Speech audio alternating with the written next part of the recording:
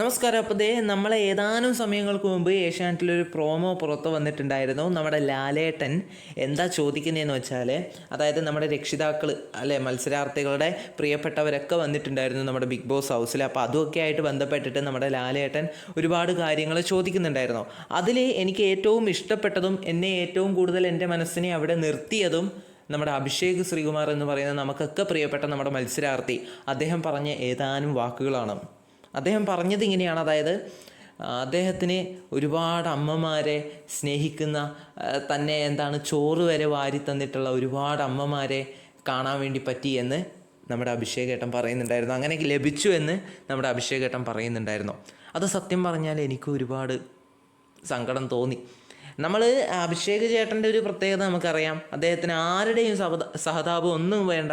അദ്ദേഹം മത്സരിക്കാനാണ് വന്നത്. അദ്ദേഹം മത്സരിക്കുകയാണ്.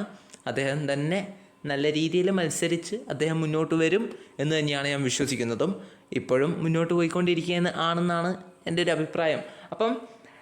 അപ്പോൾ അഭിഷേക് ശ്രീകുമാർ ചേട്ടൻ അങ്ങനെ പറഞ്ഞത് എനിക്ക് ഒരുപാടധികം ഇഷ്ടമായി. അദ്ദേഹത്തിനെ സ്വന്തം മകനായി കാണാൻ വേണ്ടിയിട്ട് ഒരുപാട് അമ്മമാർക്ക് സാധിച്ചു എന്നുള്ളതിൽ ഒരുപാടധികം സന്തോഷമുണ്ട്. അദ്ദേഹം പറയുന്നുണ്ടായിരുന്നു, അതായത് എനിക്ക് എൻ്റെ അമ്മ വാരിത്തരുന്നത് പോലെ ചോറ് വാരി തന്നു എന്നുള്ള രീതിയിൽ അദ്ദേഹം പറയുന്നുണ്ടായിരുന്നു. അത് അദ്ദേഹത്തിന് ഏറ്റവും കൂടുതൽ സന്തോഷമുണ്ടാക്കി എന്നും പറയുന്നുണ്ട്. അപ്പം അങ്ങനെയുള്ള അമ്മമാരും അങ്ങനെയുള്ള മലയാളികളാണ് നമുക്ക് ചുറ്റിലുള്ളത്. അങ്ങനെയുള്ള ലോകമാണുള്ളത്.